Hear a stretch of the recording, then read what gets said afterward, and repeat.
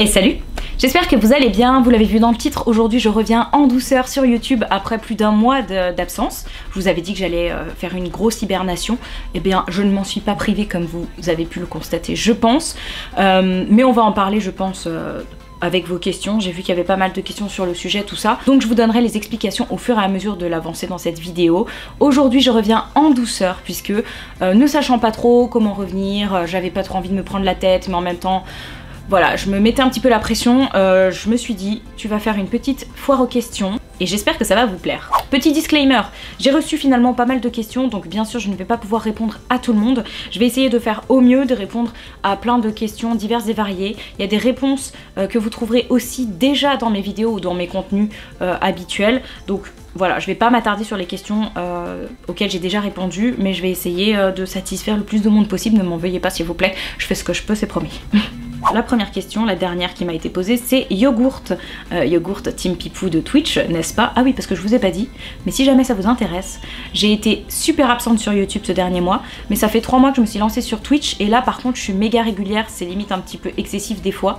Donc si vous avez envie de vous joindre à nous, on joue à des jeux vidéo, je vous apprends à tricoter, on parle de bouquins, il y a des lives tous les jours vers 18 h dans ces eaux-là. De toute façon, j'ai tendance à vous dire sur le Discord quand est-ce que je pars en live ou sur Instagram. N'hésitez pas à nous rejoindre là-bas, je m'éclate mais de ouf sur Twitch. Et Yogi me demande est-ce que tu as déjà des idées d'invités pour ton émission littéraire? Alors, oui, je sais pas si vous avez vu passer l'information, j'en ai parlé beaucoup sur Twitch, j'en ai parlé sur le Discord et j'en ai parlé sur Instagram. Mais effectivement, en ce moment, je suis en train de réfléchir, de m'organiser pour créer ma propre émission littéraire. Je sais pas encore si je vais la faire sur YouTube ou sur Twitch ou peut-être sur les deux. Pour le moment, je suis vraiment sur la conception, voilà, je pense que il est probable que j'en fasse une par mois, donc ce serait une émission mensuelle, et je peux pas vraiment en dire beaucoup plus parce que c'est en construction, voilà, c'est en chantier dans ma tête, c'est en train de se mettre en place, j'espère que ce sera mis en place avant le début de 2021. Dans l'idéal, j'aimerais bien que ce soit là, genre à partir d'octobre, novembre par là, mais j'en sais rien, je sais pas vraiment combien de temps ça va me prendre à mettre en place tout ça. Donc je vous en dirai un petit peu plus, mais au niveau des invités pour mon émission littéraire, effectivement j'ai quelques idées, il y a quelques sujets en fait que j'ai envie d'aborder, il y a des thématiques que j'essaye déjà de mettre en place, donc comme les thématiques me viennent, forcément je fais aussi les invités en fonction des thématiques. Je vous en dis pas plus, vous saurez ça en temps et en heure. Mais effectivement, j'ai déjà commencé à en parler à quelques auteurs, à quelques autrices, pour savoir si ça les intéressait, bah voilà, de participer à l'une de mes émissions. Je suis encore en train de réfléchir sur le nom et tout, enfin je vous dis c'est vraiment... C'est pas un embryon, parce que c'est un peu plus avancé que ça, mais rien n'est fait et je bosse là-dessus. Donc restez connectés, je vous dirai tout ce que je sais, quand je le saurai et quand je le ferai surtout. Prochaine question. Souhaiterais-tu un jour écrire ton propre roman? Me dit Lizzie Felton. Alors, ça c'est une question qu'on me pose souvent.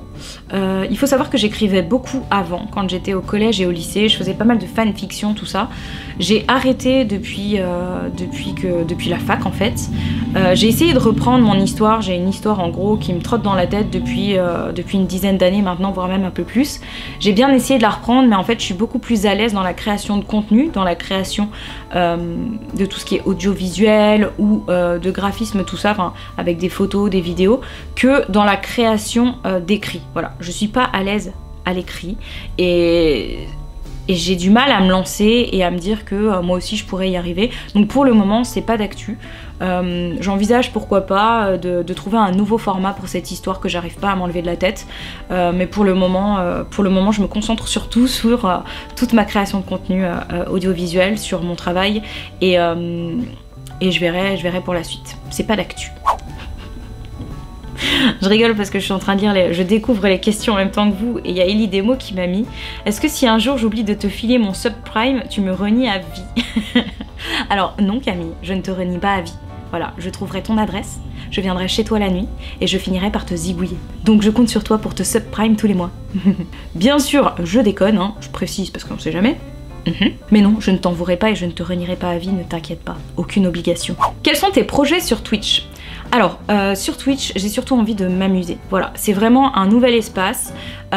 C'est une nouvelle plateforme que je découvre progressivement. C'est une plateforme que je consommais beaucoup, mais j'avais jamais vraiment pris le temps de faire du contenu dessus. Donc voilà, c'est la totale découverte. Pour moi, c'est un nouveau moyen de partager et j'ai envie de m'y sentir libre en fait. Donc je ne me prive de rien. Si j'ai envie de faire des live réactions à des vidéos où je teste de nouveaux jeux vidéo, bah en fait je le fais. Voilà, je me pose pas la question. Pour le moment, j'ai pas tant de projets que ça. J'ai juste envie de m'amuser. Voilà. Et de continuer à faire du contenu un peu plus créatif, pourquoi pas. Par exemple, tous les live tricot et tout, c'est un des trucs que je préfère le plus faire sur Twitch. Donc j'ai pas vraiment de projet pour le moment. On sait comment ça se passe avec moi en général. Mamzelle Doc me demande des conseils pour avoir un chien heureux en appartement et en ville. Bah en fait, pour moi, c'est assez limpide. En fait, j'ai vu la différence avec Inca. J'avais tellement peur de l'emmener à Paris. J'avais peur qu'une chienne qui avait grandi et qui avait vécu toute sa vie sur Annecy, qui est quand même une ville où, ben voilà, il y a de l'espace, c'est la campagne si tu veux, c'est beau, il y a des montagnes, tu peux faire de la rando, il y a le lac, elle adore se baigner. J'avais peur de la rendre malheureuse en l'emmenant à Paris, et en fait j'ai juste constaté qu'un chien, peu importe où il est heureux tant qu'il est avec son maître, et surtout, pour le rendre heureux vraiment, parce qu'il faut pas rester appuyé sur ce truc de le chien est heureux quand il est avec son maître, les chiens nous donnent tout, et ben faut aussi qu'on leur donne aussi en retour. Moi Inca, je la promène 3 à 4 fois par jour minimum, je la promène beaucoup, je fais en sorte qu'elle soit sociable, je fais en sorte qu'elle rencontre d'autres chiens, qu'elle puisse jouer, le week-end on va en forêt, voilà, j'essaye de la stimuler le plus possible, je joue beaucoup avec elle, et je pense que c'est la clé en fait. Un chien heureux, c'est un chien qui est promené, un chien qui est sociabilisé, et un chien qui joue, tout simplement. Diane Ellie Livre me demande quel conseil donnerais-tu aux bookstagrammeurs débutants.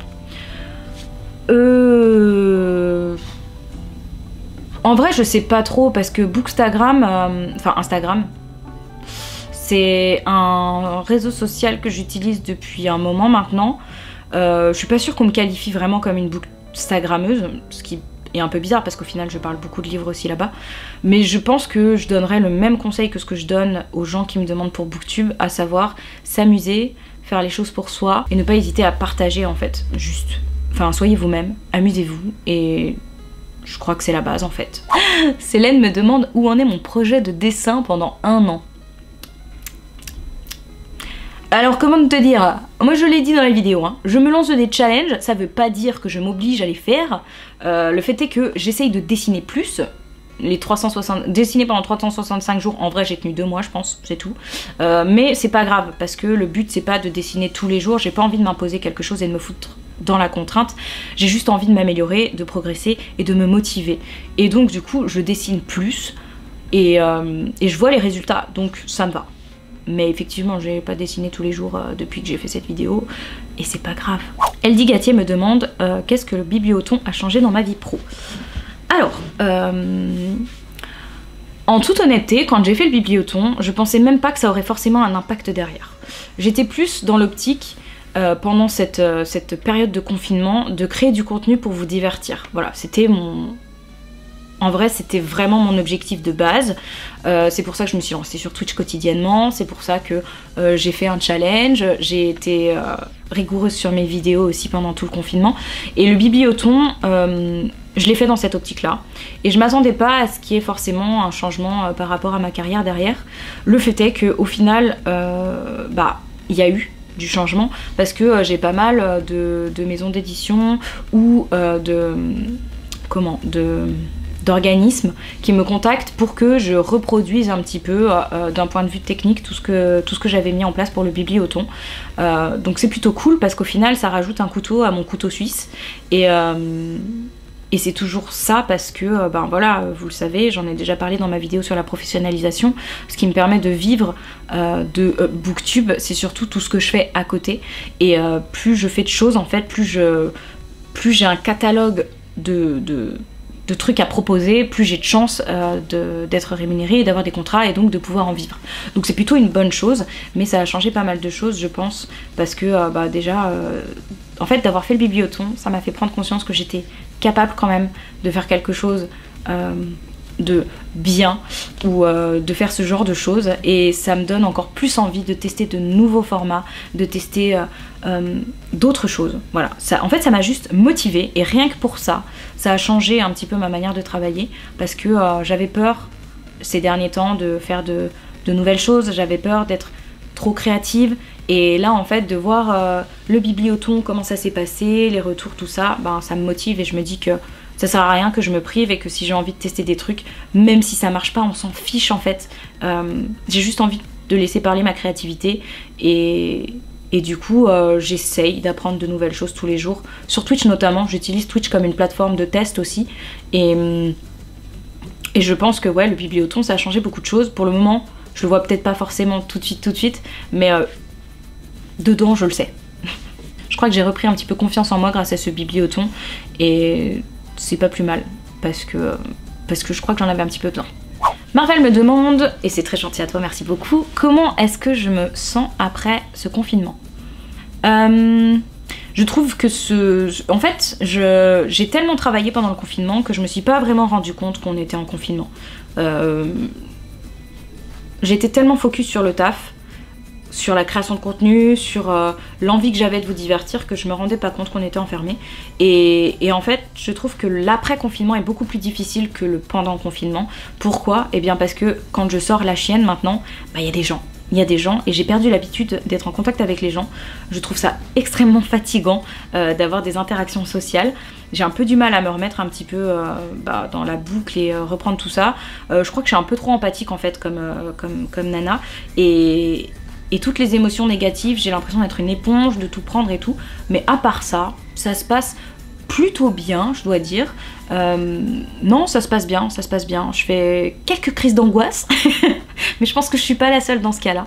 Et c'est pas grave, enfin c'est pas grave, si, il faut que ça se soigne. Enfin tu vois, je pense qu'il faut quand on se sent pas bien, qu'on se fasse aider.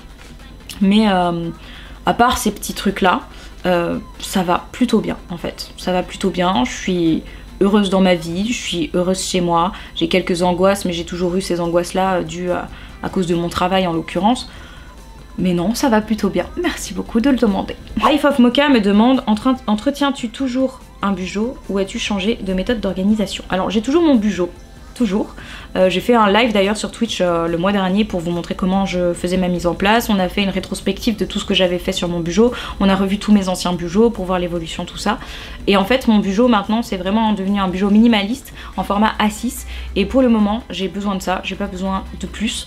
Et ça me convient très bien, mais je l'utilise toujours. Le livre qui mord me demande si je préfère Twitch ou YouTube. Alors, question compliquée, question délicate. J'aime YouTube, mais en ce moment je m'amuse beaucoup sur Twitch. Je me redécouvre sur Twitch, et pour le moment, à l'instant T, je dirais que je préfère Twitch à YouTube, ce qui ne veut pas dire que je n'aime plus YouTube.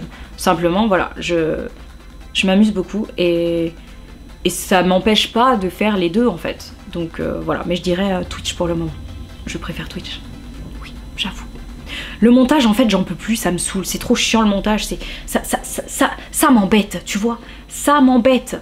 Ceci dit, il faut le faire, alors je le fais. Mais je prends moins de plaisir à faire du montage qu'au début de ma chaîne. Clairement, il n'y a pas photo. Lise BRS me demande si je vais poursuivre les vidéos TikTok. Alors oui, j'ai bien l'intention de reprendre ma chaîne TikTok. Le fait est que en ce moment, je crois que vous l'avez compris, je suis bien focus Twitch et tout, et j'ai pas mal de projets et j'aime pas faire les trucs à moitié. Donc du coup je me concentre un petit peu sur Twitch, mais effectivement il faudrait que je me remette à TikTok incessamment sous peu. Je suis encore en train de réfléchir à un format qui pourrait convenir à cette plateforme, et quand j'en faisais pendant le confinement, je m'amusais beaucoup, donc il n'y a pas de raison que je m'arrête. Je vais revenir sur TikTok aussi, vous inquiétez pas, j'arrive. Léa au soleil me demande si je suis tatouée, et la réponse est non, je ne suis pas tatouée. J'ai trop peur des aiguilles pour sauter le pas, et du coup, bah non. Delaperf me demande, as-tu l'intention de refaire des petites tables rondes comme dans le bibliothon un jour? C'était cool. Merci déjà. Et bien du coup oui, puisque avec mon émission littéraire, vraiment l'idée ce serait d'inviter numériquement parlant. Voilà, j'ai vraiment envie de rester sur ce truc un peu numérique de live où vous pouvez vraiment échanger avec nous, un peu comme le bibliothon, mais pas pendant 12 heures. Mais l'idée c'est de faire plusieurs tables rondes, voire une table ronde avec des contenus en plus, enfin vous verrez. Mais effectivement, j'ai l'intention de refaire ce genre de contenu, ce genre de format que je fais déjà un peu sur Twitch en ce moment. J'arrête pas de parler de Twitch, hein. Ouais, je suis désolée, mais je suis un peu focus Twitch. Enfin, je fais tout sur Twitch en ce moment. Du coup, ben désolée, hein. Mais voilà, c'est comme ça. Mais effectivement, oui, il y aura des tables rondes, pas de soucis, c'est prévu. Panda Lecteur me demande... On parle beaucoup du bibliothon, hein. Je vais vraiment vous faire cette vidéo rétrospective, retour sur le bibliothon. C'est juste que là, je suis toute seule sur Paris, Baptiste est parti. Et Baptiste représente à peu près 40% du bibliothon. Je me voyais pas faire une vidéo rétrospective de tout ce qui s'est passé, tout ça, sans lui. J'ai envie d'avoir... son retour aussi là-dessus et j'ai envie de vous partager ça. Donc j'attends un peu, peut-être que ça viendra en début d'année scolaire, peut-être un peu plus tard, mais je vous ferai cette vidéo, c'est promis. Et Panda Lecteur me demande donc, maintenant que tu as un peu de recul, comment tu as trouvé honnêtement le bibliothon? Alors, le bibliothon, je le dis beaucoup sur Twitch, j'en parle beaucoup avec vous sur Twitch, ça a été une épreuve, une expérience de folie, mais une épreuve aussi. Je crois que j'ai eu un petit traumatisme après le bibliothon, notamment sur les soucis techniques. Et il m'a fait prendre conscience que si je voulais continuer sur cette voie-là, il fallait que je m'équipe. Donc là, je suis en train de voir pour m'équiper, pour pouvoir faire plus de live, plus de stream, plus de choses comme ça. Et oui, ça a été un peu un traumatisme parce que ça a été très intense en fait. Vraiment, sur le coup, je m'en rendais pas compte parce que j'ai l'habitude en général quand je me lance dans ce genre, dans des projets, de me donner à fond. J'en oublie de manger, j'en oublie de dormir. Voilà, c'est vraiment pas bien comme comportement, ne reproduisez pas ça chez vous. Mais sur le coup, j'avais pas vraiment conscience. Je crois que j'ai vraiment commencé à prendre conscience du truc dans la conclusion. Et encore, non, c'est pas vrai. Après avoir clôturé. Pendant le concert d'Annecy, là, j'ai commencé à prendre conscience de ce qu'on avait fait. Ouah, ça, je suis encore toute émue. Et même s'il y a eu des soucis techniques, il y a eu des gros soucis techniques, je vous en parlerai dans la vidéo. Je m'attendais pas à ce que ce soit une telle réussite. Je m'attendais pas à ce que ça se passe si bien, à ce que vous soyez si motivé et si content. Et je m'attendais à avoir beaucoup plus de problèmes. Voilà, je m'attendais à ce que le live coupe de temps en temps. En vrai, j'ai tout fait pour que ça ne se produise pas, clairement. Mais voilà, on sait jamais, le live, tu peux jamais contrôler, enfin, tu peux jamais tout contrôler à 100%. Et avec du recul, franchement, je suis méga fière de nous. Voilà, parce que je me dis que ce qu'on a fait, pour le temps qu'on avait... En fait, j'ai encore du mal à comprendre comment on a fait. Je sais pas trop comment on a fait. Enfin, je le sais parce que je sais que j'ai pas beaucoup dormi et que tout ça. Mais j'ai un peu du mal à réaliser encore, mais pour une fois, je suis fière de nous. Et enfin, je suis fière de moi surtout, je suis toujours fière de ceux qui m'accompagnent, mais je suis fière de moi sur ce coup-là. Et objectivement, il y a des trucs à améliorer. Mais avec le temps qu'on avait, j'aurais pas pu faire mieux. En toute honnêteté, j'aurais pas pu faire mieux. Il y a des trucs que j'aurais voulu faire, mais je ne pouvais pas. Techniquement, c'était pas possible. Mais j'espère m'améliorer et je suis très contente de ce bibliothon. C'est une grosse fierté, ouais, d'avoir fait ce truc-là. Et je suis contente que ça vous ait plu et qu'on en refasse un prochain. Bref, c'est donc déjà tout pour cette vidéo. J'espère que je me suis pas trop répétée, que j'ai pas trop radoté, que c'était pas trop chiant pour vous. Voilà, j'essaye de revenir en douceur, j'essaye de revenir sans pression. Et je dis pas, peut-être que je vais pas être trop régulière parce qu'avec l'été qui arrive, moi je vais essayer de quitter Paris à un moment pour essayer de prendre des vacances, des vraies vacances, parce qu'au final je me suis pas posée un seul instant depuis décembre. Donc il est possible que je prenne des vacances. Je souhaite continuer à streamer sur Twitch pendant les vacances. Je vous ai dit, hein, focus Twitch en ce moment, focus Twitch. Mais je vais essayer quand même de faire quelques vidéos. Je vais voir si c'est possible niveau technique, parce que mon matériel, voilà, tout ça. Mais j'ai bien l'intention de revenir sur YouTube.